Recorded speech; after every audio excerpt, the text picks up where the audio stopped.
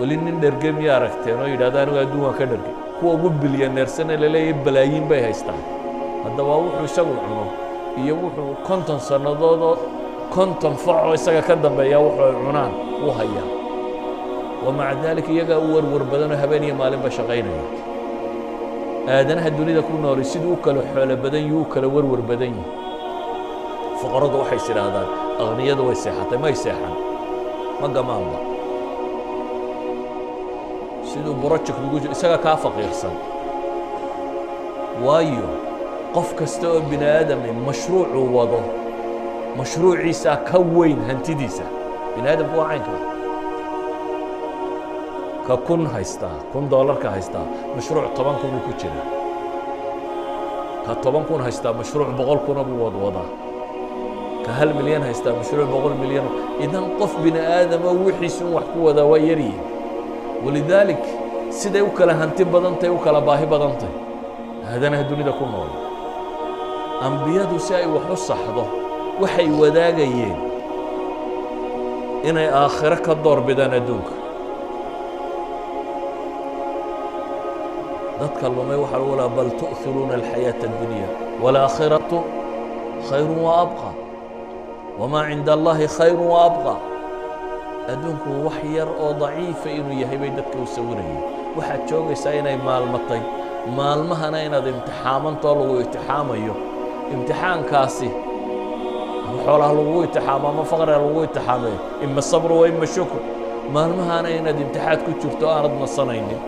adduunka gebigiisuba inuu yahay maxay walaqad khalaqna alinsaana fii kabad yaa ayuha alinsaanu innaka kaadixun ilaa rabbika kadxan famulaaqii war mid daalaya baa tahay baa la yidhi intaad dunida joogto idan dadka waxay u jahaynayaan ambiyadu dhammaantood aakhiray dadka u jahaynayaan kaasina waa astaan kaloo ay wadaageen astaamaha kale ee ambiyada taariikhda dacwa wa ducaat ay wadaageen waxaa ka mid ah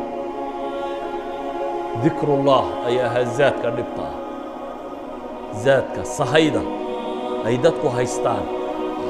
wixii la lahaa sahay ka dhigta wuxuu ahaa ilaahay weynidiisa iyo xuskiisa in carabkaa ku haysid nebi muuse iyo nebi haaruun baa ilaahay diray waxaa loo diray ninkii dad u qooq badnaa u kibir badnaa ninkii yidhi qabaa'il dhan iyo ummad dhan rag ma dhali karto reer banu israa'iil wuxuu ku xukumay wixay wiil dhaleen ha la dilo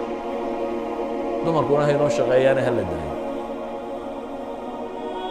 ninkaa kibir dhaafay ee dad kale anaa rabbiya baa la yidhi u taga oo maxay ula taga diinu sheega kadibna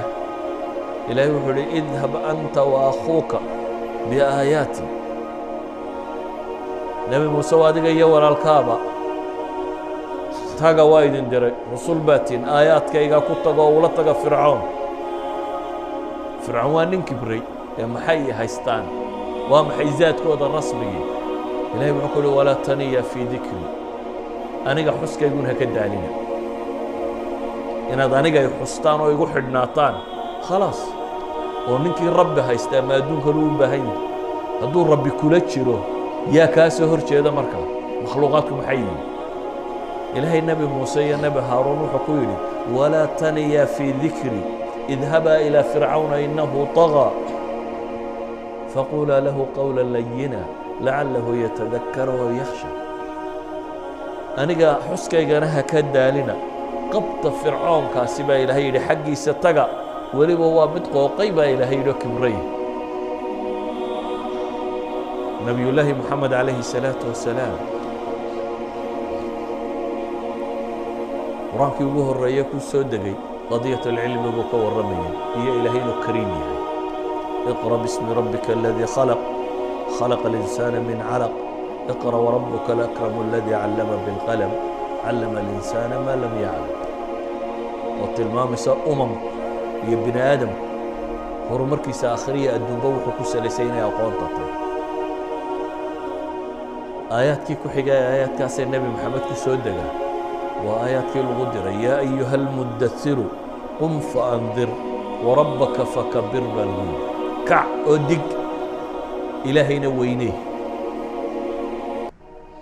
ilaahayna weynee kacoo digna aayaadkii ku xigee loo soo diray waxay ahayd traininka ah ilaahay dikrigiisa in laga soo saaro yaa ayuha almuzammilu qum illeyla ilaa qaliila nisfahu aw inqus minhu qaliila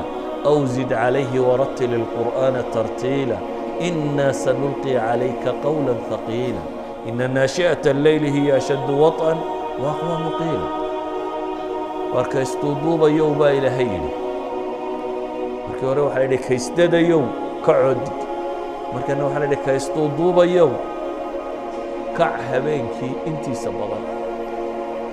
nuskii kac ama wax yar ka yaree ama waxoogaa ka badi ilaahay u taagnow baa la leeyahay waayo innaa sanulqii calayka qawlan haqiila baa ilaahay war culus baan kuu dhiibayaa warka kan zaadka aad u baahan tahay inaad haysataa waa ilaahay cibaadadiisa iyo dikrigiisa iyo xuskiisa idan waxaa laynoo tilmaamayaa taariikhu dacwa waducaat waxay ku salaysantahy risaala ambiyada loo soo dhibay inay dadka xaqa u sheegaan laakiin iyagana waxaa la yidhi waxaad taa kulaysataan gacanta waxa ku haysaan ilaahay xuskiisa gacanta ku haya carabka ku haya cibaadaysta kaas ku sugnaada